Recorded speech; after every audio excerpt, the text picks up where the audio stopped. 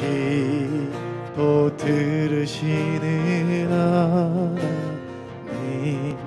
폭풍 속에 내 등불 내 노래시라. 주의 날개 아래서 내 맘 쉬는 신실하신 주님. 자, 오늘 이 밤에 우리의 기도를 들으시는 하나님께 다시 한번 기도 들으시는 하나님, 폭풍 속에 내 등불 내 노래시라. 주의 날개 아래서 내 맘 쉬리니 신실하신 주님. 자, 신실하신 하나님, 신실하신 하나님, 신실하신 주, 나의 주 하나님은 신실하신 주, 신실하신 하나님, 신실하신 하나님, 신실하신 주, 나의 주 하나님은 오직 신실하신 주님. 평화 내려주시는 하나님, 평화 내려주신 하나님, 나로 고통받는 자를 위로하게 하소서. 평생에 주의 사랑을 전하리. 신실하신 주님 찬양해. 신실하신 하나님, 신실하신 주, 나의 주 하나님은 신실하신 주, 신실하신 하나님, 신실하신 하나님, 신실하신 주, 나의 주 하나님은 신실하신 주님, 신실하신 하나님, 신실하신 주, 나의 주 하나님은 오직 신실하신 주님.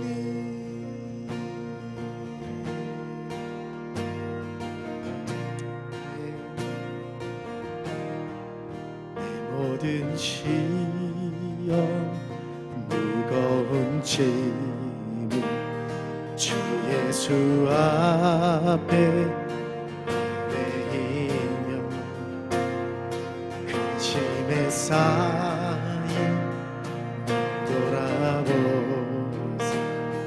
내 근심 모두 맡으시. 내 모든 시험, 내 모든 시험 무거운 짐 주 예수 앞에 아뢰이며 근심에 쌓인 돌아보세. 내 근심 모두 드시네. 무거운 짐을 나 홀로 지고 견디다 못해 쓰러질 때 불쌍히 여겨 주 은혜의 주 예수 내 모든 괴로움 닥치는 맘 주 예수 앞에 아뢰이며 주께서 주님 날 구해 주사 넓으신 산 무거운 짐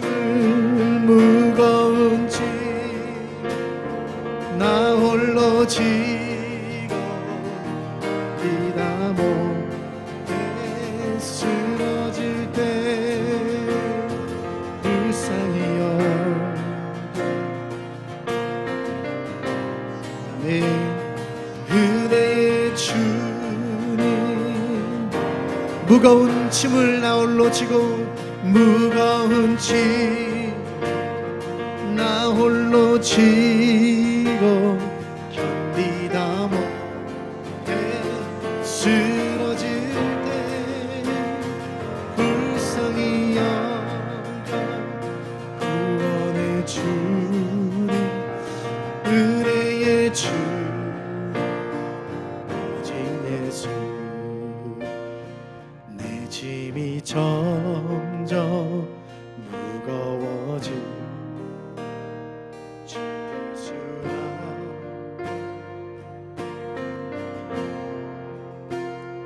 주께서 치유해줘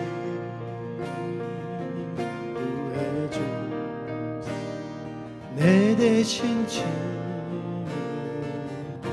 마음의 시험 무거운 마음의 시험 주 예수 앞에 아멘. 예수 그리스도는 나의 능력이 돼서 예수는 나의 능력이 돼서 세상을 이길 힘 주시네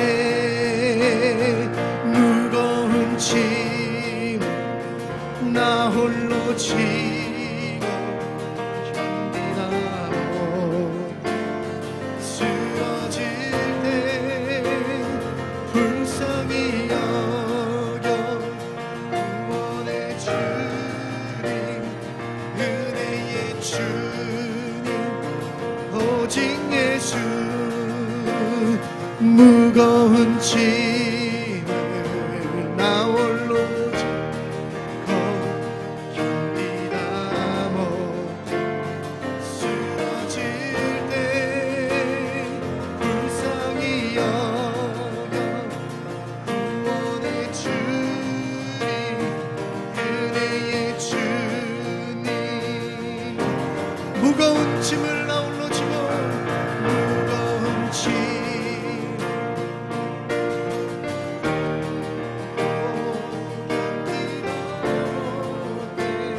쓰러질 때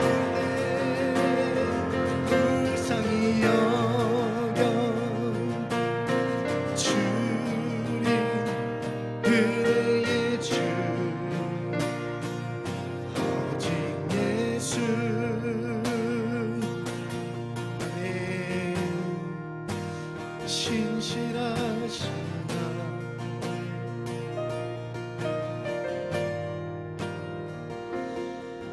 지금 우리가 함께 기도하실 때 하나님 그렇습니다 나 혼자 무거운 짐을 짊어진 것 같은데 하나님 그때에도 나를 버리지 않으시고 함께 하시는 신실하신 하나님 오늘 그 하나님을 신뢰합니다 오늘 그 하나님께 나의 믿음을 드립니다 하나님 약해진 나의 믿음을 세워주시옵소서 일으켜 주시옵소서 오늘 이 밤에 우리 가운데 말씀하여 주시옵소서 우리 영혼을 소송케 하여 주시옵소서 하나님의 영광을 위해서 다시 일어나는 오늘 이 밤이 되게 인도하여 달라고 우리 주여 한번 외치며 기도 지난 수요일에 이어서 우리가 똑같은 본문으로 함께 말씀을 나눴고 오늘 똑같은 본문으로 또 말씀을 나누고 있습니다. 사실 이 본문을 선택하기 전에 또 이 말씀의 제목을 이렇게 선정하기 전부터 그리고 수요 예배가 끝난 후 그리고 지금 이 단에 서 있는 지금까지 저에게 던지는 질문이 있습니다. 그 질문은 무엇이냐? 나에게 주시는, 하나님이 주시는, 주님이 주시는 쉼이 있는가? 안식이 있는가? 마음에 참 평안이 있는가? 구원의 확신과 기쁨이 있는가? 라는 질문을 던지는 것이죠. 혹시 여러분들도 이 질문을 던져보셨습니까? 이 본문을 수요일 날 또 듣고 나셔서 함께 이런 질문을 던져보셨는지 모르겠습니다. 오늘날 그리스도인들에게 이 질문을 던질 때 내 안에 쉼이 있습니다. 주님 주신 구원으로 인한 기쁨이 충만합니다. 라고 자신 있게 말할 수 있는 그리스도인들이 과연 몇이나 될까요? 대답은 예 라고 자신 있게 얘기할 수 있을지 모르겠지만 그러나 확신하지 못하는 표정은 숨길 수가 없는 겁니다. 하나님 앞에 정직하게 섰을 때 그렇다라고 자신 있게 대답하기는 참 어려운 그런 그리스도인들이 참 많습니다. 여러분, 그러나 주님은 애매모호하게 말씀하지 않으십니다. 주님이 그렇다면 그런 거예요. 있을 것이라면 있는 겁니다. 그래서 여러분, 믿음은 자기 확신이 아닙니다. 그냥 내가 있었으면 좋겠다라는 바람을 가지고 자기 확신이라든지 자기 최면은 믿음이 아닙니다. 믿음은 증명이 되는 것입니다. 주님이 확실히 말씀하셨기 때문에 있으면 우리 안에 그것이 증명이 되는 거예요. 오늘 이 본문 속에서 예수님은 분명히 말씀하셨습니다. 예수님은 그냥 애매모호하게 있을 수도 있고 없을 수도 있고 너 하는 거 봐서 이렇게 말씀하시는 게 아니에요. 내게로 오면, 그냥 내게로 오면 어떻게 하겠다? 내가 너희를 쉬게 하겠다. 안식이 있을 것이다. 반드시 구원의 기쁨이 있을 것이다. 할렐루야. 그러므로 예수님께 나온 자, 또 예수님을 만난 자라면 현재 지금 반드시 무엇이 있어야만 할까요? 안식. 이 안식이 있어야 하는 것입니다. 그렇다면 오늘 이 저녁에 우리는 확실한 목표 의식을 가지고 주님 앞에 서야 하는 줄 믿습니다. 그것은 첫 번째는, 먼저는 정말 주님 앞에 서야 하는 것입니다. 예수님은 내게 오라라고 말씀하셨는데 실제 우리의 삶을 볼 때 예수님 앞에 나아가지 않는 거예요. 여러분, 예배를 드렸다라고 해서, 예배 자리에 앉았다라고 해서 예수님 앞에 나아가는 것입니까? 그건 좀 다른 문제죠. 안 간 것보다 난데, 그러나 정말 예수님 앞에 딱 섰다라는 것은 정말 좀 다른 부분입니다. 거기에는 내 교만함, 내 이성, 생각, 체면, 죄책감, 이것이 다 예수님 앞에 가는 것을 가로막는 것이죠. 그것을 다 내려놓는 것입니다. 이것저것 계산하는 것이 아닙니다. 그냥 이것저것 계산하다가, 그렇게 하다가는 예수님 앞에 정작 나아갈 수 없는 것이죠. 예수님께 나아가고 선다는 것은 예수님의 빛 앞에 서는 것입니다. 그러므로 그분의 빛 앞에서는 우리의 모든 것은 드러나게 되는 것이죠. 내 안에 숨겨둔 죄, 죄된 생각, 내 교만, 이성, 체면, 이런 것들을 다 정직하게 예수님 앞에 이렇게 내려놓는 거예요. 비춰보는 겁니다. 자, 그렇게 주님 앞에 섰다라면, 그렇게 정말 주님 앞에 나아갔습니다. 그러면 그 다음에 무엇을 구해야 될까요? 예수님께서 주신다고 약속하신 안식을 구해야 하는 것입니다. 잃어버린 우리의 구원의 기쁨, 확신, 충만함, 이런 것들이 세상의 소리에 의해서 뺏겼습니다. 세상의 소리와 또 사탄에 의해서 그들이 짊어준 무거운 짐을 우리가 지고 있는 거죠. 우리 안식을 빼앗겼습니다. 그래서 예수님께서 이것을 벗겨주시는 경험을 우리가 해야 되는 것입니다. 자, 오늘 이 밤이 우리가 그렇게 주님 앞에 서고 주님께서 우리의 짐을 짊어주시고, 대신 짊어주시고 그 짐을 벗겨주시는 참 자유와 안식을 누리는 오늘 이 밤이 될 수 있기를 주님의 이름으로 축복합니다. 예수님은 우리에게 우리의 삶에 마음의 쉼을 허락하셨습니다. 사실 우리가 가장 힘들고 어려운 것이 이 내면의 쉼이 없다라는 거예요. 다 성경 말씀처럼 알고 있습니다. 진정한 쉼은 내면의 쉼이 있을 때 진정한 쉼이다라는 것을 알고 있는데 여전히 내면의 쉼이 없습니다. 그리고 그것을 찾는다는 것이 보기보다 쉽지 않구나라는 것을 우리는 삶을 살아가면서 경험하게 됩니다.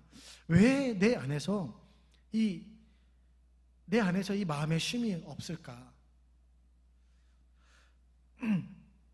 말씀을 전하는 설교자로서 부담이 있습니다. 어떤 부담이 있냐면 이런 부담이죠. 말씀을 바로 전해야 되고 또 은혜를 끼쳐야 된다는 부담.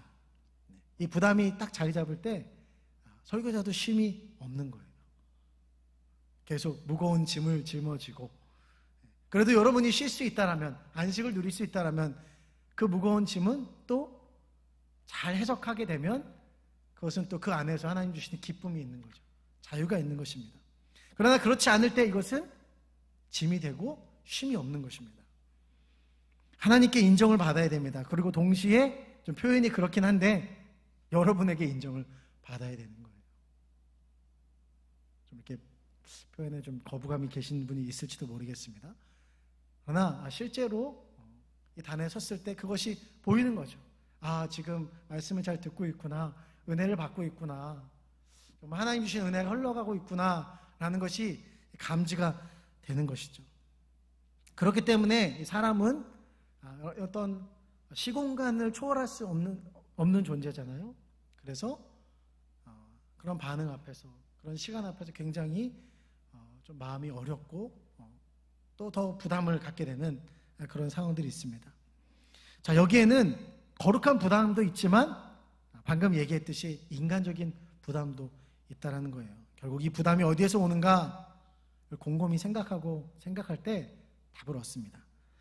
거기에는 인정받지 못하는, 누군가에게 인정받지 못할 때에, 그리고 용납받지 못할 때에 가지게 되는 감정, 두려움이라는 것입니다.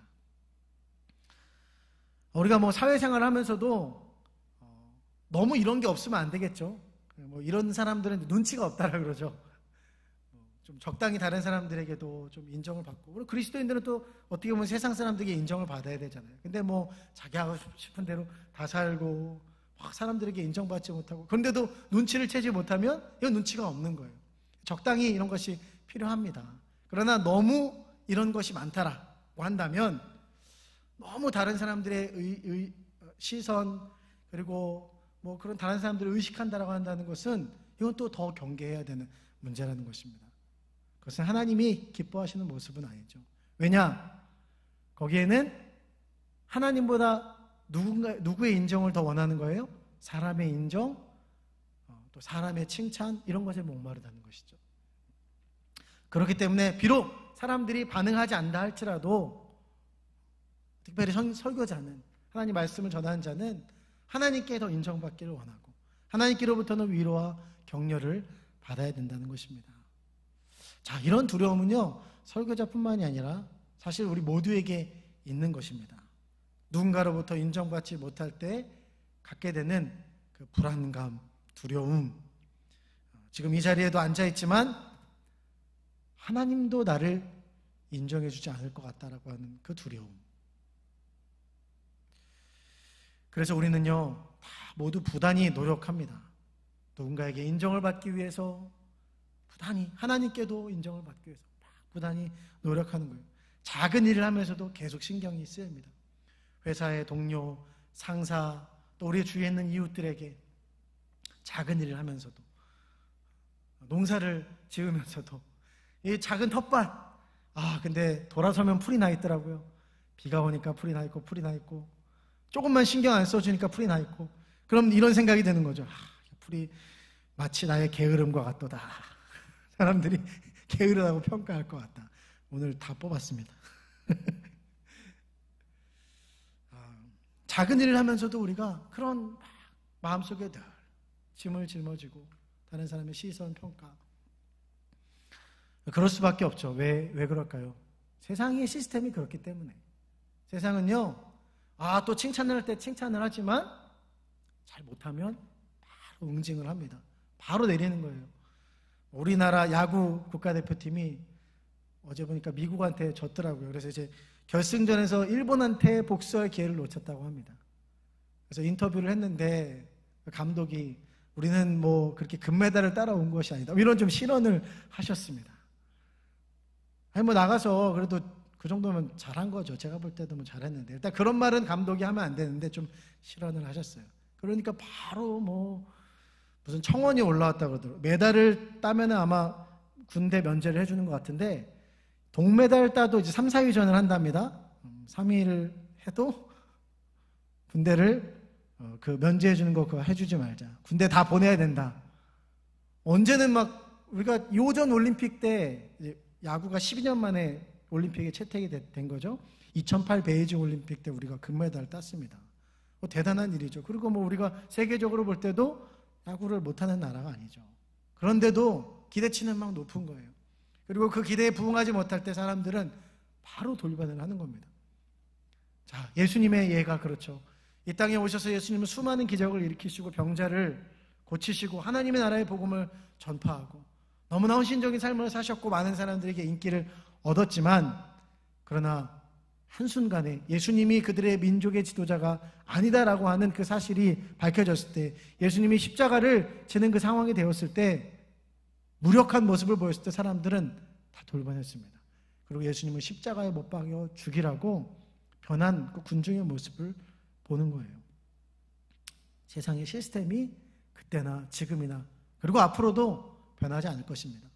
그렇기 때문에 우리는 어쩔 수 없이 이 세상을 살아가면서 계속 무거운 짐을 짊어질 수밖에 없습니다.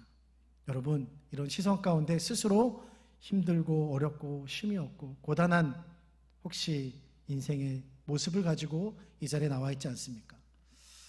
오늘 예수님의 말씀에 여러분 다시 한번 귀를 기울여 주시기 바랍니다. 예수님께서 말씀하십니다. 수고하고 무거운 짐진 자들아 다 내게로 오라. 내가 너희를 쉬게 하리라. 나는 마음이 온유하고 겸손하니. 나는 마음이 온유하고 겸손하니 라고 하는 이 말의 정확한 번역은 이렇습니다. 왜냐하면 나는 마음에 온유함과 낮아짐이 있기 때문이다. 그러면 번역이 좀 달라지겠죠? 나는 마음에 온유함과 낮아짐이 있으니 그렇기 때문에 다 내게로 오라 라는 말씀입니다. 자, 여러분, 온유란 무슨 뜻이죠? 친절하고 너그러운 모습을 이야기합니다. 겸손은요, 높아짐과 반대되는 낮아짐을 이야기하는 것입니다. 여러분, 이것이 바로 예수님께서 이 땅에 오셔서 사신 삶의 방식이었어요. 예수님은 죄인을 향해서 다가가셨습니다. 그 당시에 정말 죄인 중에 죄인이라고 할 수 있는 세리들, 창기들, 세상의 못난 사람들, 열등감과 패배의식에 사로잡혀 있던 사람들입니다. 그들을 향해서 친구가 되어주셨어요. 모든 사람들이 정죄하고 비난하고 용납하지 않을 때 예수님은 그들을 너그러이 대해주셨다는 거예요. 자신이 욕먹을 것을 알면서 그들의 그 자리로, 낮은 자리로 예수님이 찾아가셨습니다. 삶의 터전으로 찾아가신 거예요. 그리고 그들과 같이 먹고 자고 그들과 같이 되신 것입니다. 그러므로 오늘 예수님께서 온유함과 낮아짐, 겸손을 이야기할 때 이 온유함과 낮아짐은 곧 무엇을 말하냐면 이해와 용서와 용납을 말하는 것입니다. 세상은 어떻게 하면 우리를 잡아먹을까? 어떻게 하면 내칠까? 이렇게 막 으르렁거리고 있는데 우리 주님은 다른 거예요. 그분은 내치는 것이 아닙니다. 그분의 마음은 포용하는 것이고 기다려주는 것이고 용납하시는 하시는 것입니다. 여러분, 왜 고향이 그립고 여러분 부모님이 막 그립고 그렇습니까? 왜 여러분 막 부모님을 생각할 때 마음이 편하고 왜 그런 마음이 왜 들죠? 그곳에는 나를 잘 알고 용납해 주시는 분들이 계시는 거예요. 내가 실수해도 또 잘못해도 부족해도 나를 기다려주는 분들이 그곳에 있더라라는 것입니다. 때로는 꾸중을 듣습니다. 또 책망도 듣고 잔소리도 듣습니다. 그래도 나를 기다려줄 수 있는, 나를 이해하고 용납할 수 있는, 그것이 바로 나의 고향이요 나의 부모님의 품이라는 것이죠. 우린 누군가 나를 용납하고 나를 이해해주는 사람을 만날 때 마음의 평안과 쉼을 얻습니다. 안정감을 누리는 거예요. 그래서 그 사람들 앞에서는 뭔가 주눅들지 않고 편안하게 자신 있게 말할 수 있는 거예요. 제가 우리 교회에 처음 와서 그 다음 해에 목회자 영성 훈련을 받았다고 이전에 이야기를 했습니다.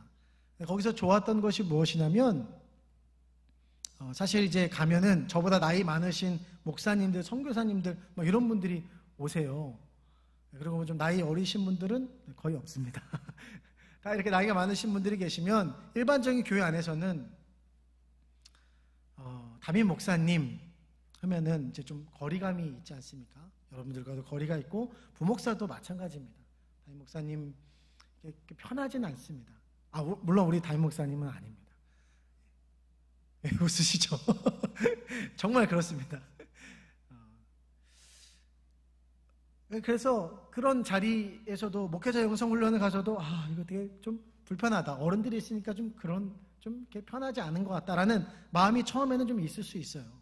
그런데 좀 시간이 지나면 그래서 훈련에는 그런 것이 있습니다. 다 똑같다는 거예요. 물론 거기서 형제님, 자매님 이렇게 부르지는 않는데 거기서 가르치는 중요한 가르침 중에 받으라라고 하는 가르침이 있어요. 받으라. 성경 속의 가르침인데 받으라라는 것은 그 사람을 그냥 있는 그대로 받으라는 거예요. 판단하지 말고 정죄하지 말고 목사님들 안에도 연약한 점이 있는데 그냥 그거를 용납하고 받으라는 것입니다. 그러니까 이렇게 나눔을 할 때 무슨 이야기를 해도 거기서 가르치는 사람이 없어요. 그렇게 하는 거 아니에요. 이렇게 얘기하지 않습니다. 그냥 다 들어주는 거예요. 그리고 기도할 때는 자기가 다 이미 얘기하면 자기 부족한 점을 막 자기도 알아요. 실수를 하고 잘못을 압니다. 그리고 다 무릎을 꿇으면 다 같이 손을 얹고 막 기도해 주는 거예요. 그 연약함을 위해서 그것을 극복이 되어지기를 하나님의 은혜와 자비와 긍휼을 구하면서 막 기도할 때 어떤 마음이 드냐면 내가 여기서 용납받고 있구나. 이 사람들이 나를 용납해주고 있구나. 그러니까 처음에 갔을 때는 어색하지만 점점 가면 갈수록 재미있는 거예요. 심지어는 7월달 그럴 때는 전도 훈련도 있는데 이 목사님들이랑 같이 전도를 나갑니다. 그럼 솔직히 의식이 되겠습니까? 안 됐습니까? 충분히 될 수 있는 거죠. 잘해야 되는데 이런 마음이 있을 수 있잖아요. 그런데 너무 마음이 편하니까 그게 그렇게 부담이 되지 않습니다. 그냥 그 앞에서 술술술술 이야기할 수 있고 막 이렇게 전도를 할 수 있고. 여러분 이 참 용납해준다는 대상이 있다는 것, 이것이 얼마나 우리 마음에 큰 쉼을 주는지 모르겠습니다. 교회가 어떤 곳이 되어야 될까요? 교회는 예수 그리스도께서 주인 되신 이 곳이 교회입니다. 그렇다면 예수님께서 나에게 오면 쉼이 있다라고 말씀하셨다면 오늘 교회에 누군가가 온다라면 쉼이 있어야 돼요? 없어야 돼요? 쉼이 있어야 되는 거예요. 와서도 눈치 보고 내가 어느 자리에 앉았는데 그 자리 내 자리라고 막 이렇게 눈치 주고, 실제로 그런 교회가 있다잖아요. 우리 영택교회 빼고요. 별로 이거는 뭔가 잘못된 거예요. 새신자가 와서 여긴 좀 뭔가 불편하다. 이거 옳지 않습니다.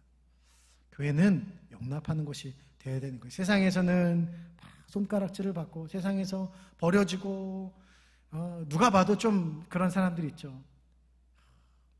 술주정뱅이가 온다 할지라도 그러나 예수님은 받아주시는 거예요.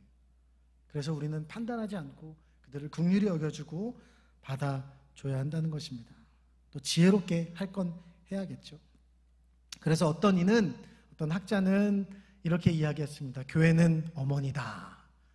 어머니 하면 따뜻한 품을 생각나게 하잖아요. 따뜻한 그 온정을 느낄 수 있는 곳, 그것이 교회이다 라는 거예요. 오늘 예수님은 우리를 향해서 말씀하세요. 내가 이해한다. 다 너희를 이해한다. 용납한다. 너 그렇게 부족하고 연약한 거, 쓰러지는 거 내가 잘 알고 있어. 그러니 그냥 내게로 와. 숨길 거 없으니까 그냥 다 아니까 괜히 가식 체면 떨지 말고 그냥 와라. 우리 주님이 그렇게 우리에게 말씀하는 것입니다. 여러분, 세상에는 우리가 이런 대우를 받을 수 없어요. 우리가 조금 잘못하면 어느 정도 용납해 주지만 그러나 선을 넘을 때 그때는 가차없이 우리를 받아주지 않습니다. 그래서 우리가 갈 수 있는 공동체가 있고 갈 수 없는 공동체가 있는 거예요. 여러분, 그렇기 때문에 우리에게는 쉼이 없습니다. 그러나 예수님 안에서는 우리 편에서 이해하시고 공감하시고 용납하시는 예수님의 은혜를 누릴 수 있습니다. 그 안에 우리의 쉼이 있습니다. 오늘 이 밤이 그런 은혜를 누리는 밤이 될 수 있기를 주님의 이름으로 축복합니다. 우리 좀 서로 좀 바라보시면서 오늘 이 밤에 쉼을 누리십시다. 시작. 아멘. 오늘 우리는 온유하고 겸손하다라고 하신 예수님의 말씀을 통해서 또 하나의 쉼을, 그 쉼의 비결을 배울 수 있게 됩니다. 그것은 우리도 어떻게 해야 된다는 거예요? 예수님이 온유하고 겸손한 것처럼 우리도 온유하고 겸손해야 된다. 제가 온유, 아까 너그럽고 뭐 이런 친절하고 이런 거라 그랬잖아요. 오늘 이제 집을 이렇게 오는 길에, 차를 타고 오는 길에 저희 아내가 이제 같이 옆에 탔습니다. 잘 가고 있는데 저희 집에 갈 때 이렇게 회전 교차로가 있습니다. 회전 교차로가 있는데 이 2차선에 있는 차량이 이상하게 들어오는 거예요. 이상하게 앞으로 끼는데 순간 이렇게 좀 기분이 좀 불쾌했습니다. 그래도 뭐 그럴 수 있어. 뭐 길을 보니까 그럴 수 있어. 이 사람 이제 1차선을 썼습니다. 그리고 이제 저희 집에 내려간 데가 이렇게 보면은 1차선밖에 없어요. 그리고 이 사람이 선 1차선은 좌회전 전용인 거예요. 그런데 이제 제가 그럼 저는 이제 아니까 2차선으로 해서 2차선이 결국은 1차선으로 가게 되고, 이 사람은 난 좌회전 하나보다 했는데, 제가 이제 이 차를 지나서 거의 한 3분의 2 지점을 다 지나고는 시점인데, 차가 갑자기 그 전부터 느낌이 쎄했습니다. 저 차 내려가는 차 같은데 왜 저기서 있지, 좌회전 하나보다, 이런 생각을 들었는데, 그 타이밍에 제가 또 가는데 이렇게 옆으로 깜빡이 켜고 막 들어오는데, 순간 막 좀 사고 날 것 같고 어떻게 했을까요? 여러분, 한국인이 좋아하는 결말이라는 게 있는데 여러분이 좋아하는 결말일 것 같습니다. 크락션을 울렸습니다. 양보를 해야 되는데 크락션을 빵 울리고, 아까도 그랬는데 이거 두 번째 그러니까 창문은 내리지 않았습니다. 제가 생각한 것처럼 그렇게 담이 세지는 않습니다. 그래서 크락션을 울리고, 진짜 저희 이제 아내가 옆에서 이렇게 있다가 내려가면서, 오늘 새벽 말씀이 룻기인데 룻기 계속해서 하나님의 자비와 인애, 뭐 긍휼, 하나님의 그 헌신과 희생, 뭐 이런 얘기를 막 하고 있거든요. 룻과 보아스 얘기를 할 때 서로가 서로에게 헌신하는 희생, 이런 거 얘기했는데 바로 이 낱말로 던지더라고요. 희생, 섬김, 이렇게 던지는 겁니다. 옆에서 아내가 하는데 희생, 섬김, 말씀을 너무 잘 들었어요. 그래서 희생, 섬김, 내가 아니 그게 아니라, 근데 계속 말을 계속 이어가지 못하고 희생, 섬김, 뭐만 하려고 하면 희생, 섬김, 집에 갈 때까지 그랬습니다. 나중에 할 말이 없더라고요. 사실 이렇게 교차로를 이렇게 어리버리 됐을 때부터 그럴 수 있다라고 예측을 하고 이렇게 멈추는 게 좀 맞는데, 이제 운전을 할 때는 이게 현실과 이상이 참 다른 저의 모습을 좀 발견하게 됩니다. 뭐 계속 그렇게 얘기하면서 그냥 좀 웃으면서 내려왔지만 마음속으로 좀 찔림이 있었습니다. 그러면 안 되는데. 가만히 보니까 제가 아까 서두에 쉼이 있는가 없는가 했을 때 쉼이 좀 없거든요. 왜 그럴까 생각하면 이런 모습이 있는 거예요. 온유하지 못하다는 거예요. 온유해야 되는데 온유하지 못해요. 기다리지 못해요. 급합니다. 제가 좀 성격이 급한 면이 있어요. 가만히 보면 우리는 잘 기다리지 못하죠. 특별히 우리나라 사람들은 빨리빨리를 좋아합니다. 빨리빨리 해야 되는 거예요. 휴대폰도 보면서 인터넷 검색할 때 5초 이상 기다리면 짜증이 밀려오는 게 우리나라 민족인 거예요. 이런 삶에 우리가 익숙해졌습니다. 그러다 보니까 정말 기다리지 못해요. 그리고 나타나는 반응은 무엇이냐면 빨리빨리가 되기 때문에 쉽게 무엇을 얻으려고 합니다. 근데 여러분, 이것이 영적으로 볼 때 굉장히 좋지 않습니다. 그래서 영성 신학자라고 하는 리차드 포스터라고 하는 사람이 이런 얘기를 했습니다. 현대인의 영성의 최대의 적, 심지어는 마귀적이다라고 이야기까지 했습니다. 세 가지인데 하나는 군중, 그 다음에는 소음, 그 다음이 서두름입니다. 분주함, 급함 이런 거죠. 그럼 하나님과의 만남에는 우리가 하나님의 시간을 이해해야 합니다. 하나님은 하루가 천년 같고 천년이 하루가 같은 그분의 시간은 우리의 그런 상식으로는 이해할 수 없는 거죠. 그렇기 때문에 여러분 우리가 그 시간을 기다려야 된다는 거죠. 아니 그런 시간에 대해서 우리가 그런 시간을 기다리는 시간을 능력을 기르고 적응을 해야 합니다. 그렇지 않으면 조금만 더디 오는 응답에 쉽게 실망하는 거예요. 그리고 심지어는 하나님을 믿음을 떠나버리는 사람들도 생기더라는 것입니다. 모세는요 하나님을 제대로 만나기까지 무려 40년의 시간이 걸렸습니다.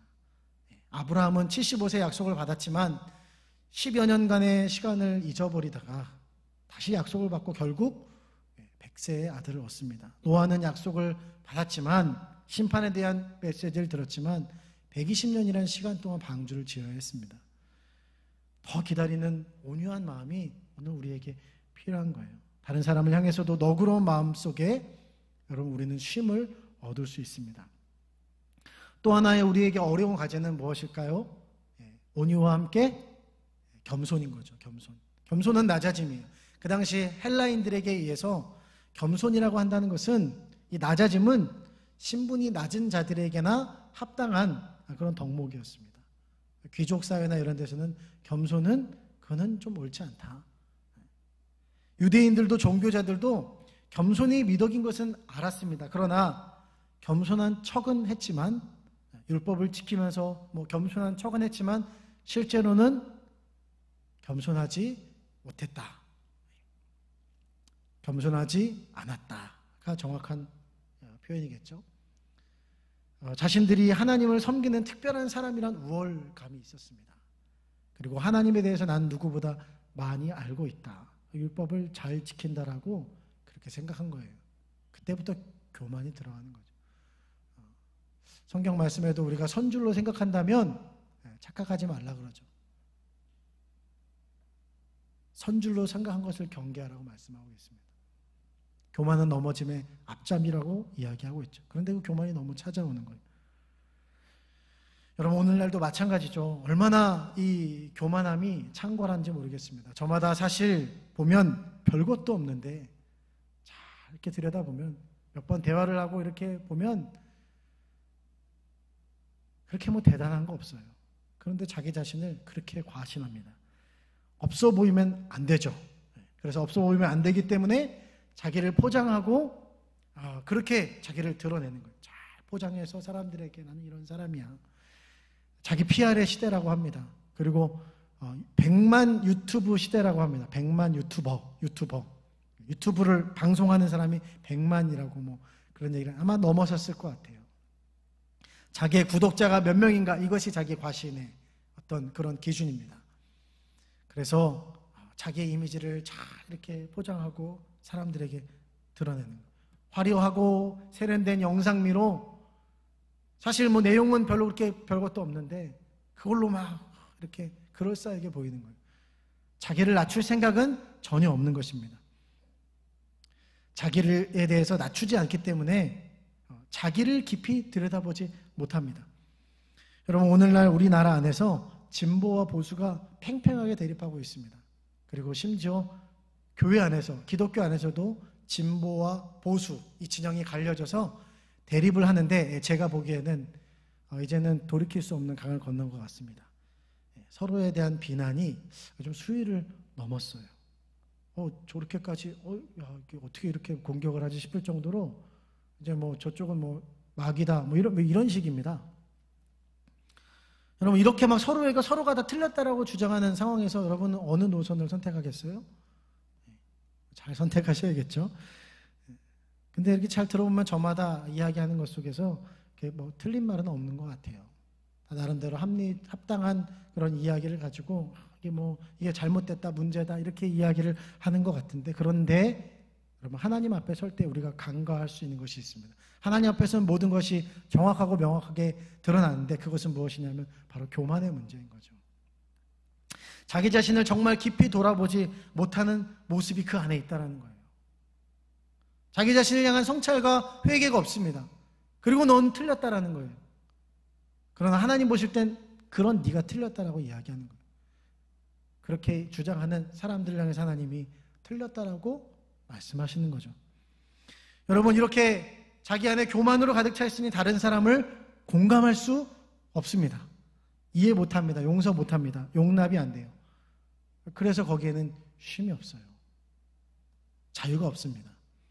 오늘 예수님은 자신이 온유하고 겸손하다 말씀하시면서 나의 멍에를 메라라고 말씀하세요. 그것은 곧 예수님이 온유하고 겸손하여서 하나님께 매인 삶이 전제된 것이었습니다. 하나님께 먼저 예수님이 매이셨어요. 예수님은 하나님이기 때문에 성부 하나님께 매일 필요가 없어요. 신이기 때문에. 그러나 예수님은 친히 매이셨어요. 어떻게 해요? 온유하고 겸손한 모습으로. 하나님보다도 자기의 레벨을 낮춰서 하나님의 말씀에 복종하고 순종했는데 죽기까지 순종했다라고, 복종했다라고 성경이 기록하고 있습니다. 그렇다면 오늘 예수님의 말씀에 내포된 멍에를 메라라는 말씀은 무엇일까요? 우리도 그런 삶을, 너희도 그런 삶을 살아야 한다라는 말씀입니다. 그런 멍에를 메는 삶을 살아야 한다라고 우리에게 말씀하고 계십니다. 그럼 세상에 교만한 사람들이 많고 자기 잘난 맛에 사는 사람들이 많습니다.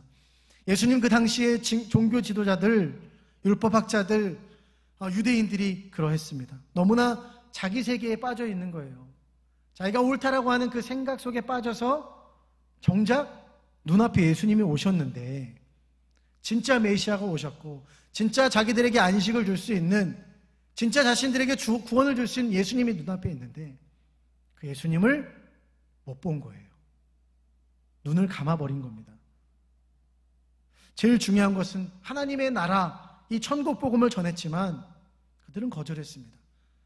수요일날도 말씀드렸지만 예수님은 이것에 대해서 막 책망하시는 거예요. 그리고 나서 25절에 이렇게 말씀하고 계십니다. 자, 25절 말씀 함께 찾으시고 함께 봉독하도록 하겠습니다. 시작. 그때 예수께서 대답하여 이르시되 천지의 주제이신 아버지여, 이것을 지혜롭고 슬기 있는 자들에게는 숨기시고 어린아이들에게는 나타내심을 감사하나이다. 여러분, 오늘 이 기도를 하신 다음에 그 다음에 수고하고 무거운 짐진 자들아, 이렇게 나오는 거예요. 문맥이 그렇게 나오는 겁니다. 그렇다면 예수님의 이 겸손으로의 초청은 이것입니다.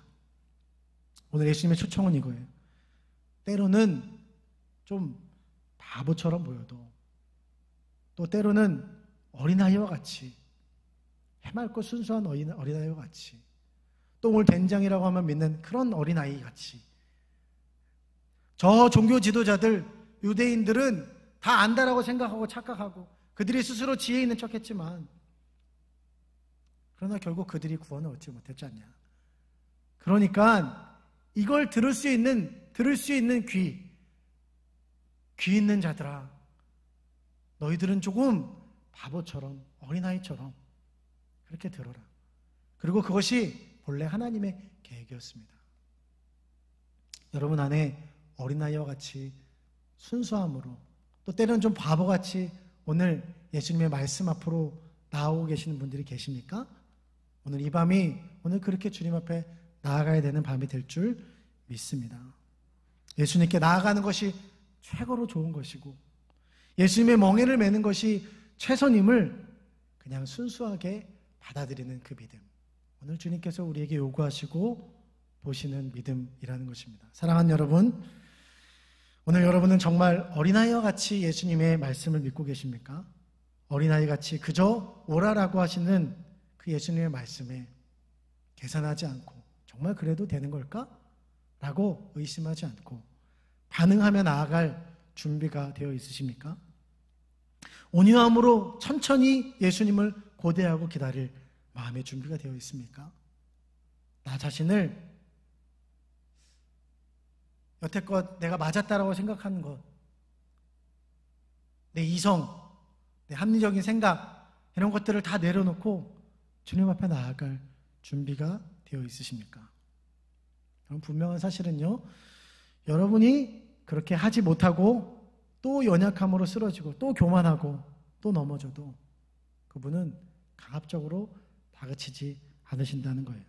우리 예수님은 그 모습을 이해하지 못하시지 않는다라는 것입니다. 그분은 가장 낮은 곳으로 오셔서 이미 인간의 육신의 연약함, 아픔, 방황, 고민, 그리고 인간의 내면이 얼마나 복잡합니까?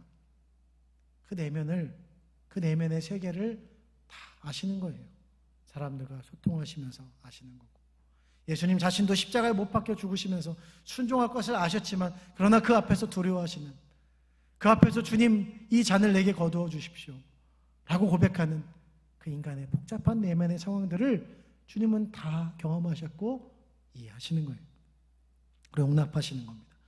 그 예수님이 오늘 이 밤에 그리고 우리에게 다시 이렇게 초청하시는 거예요.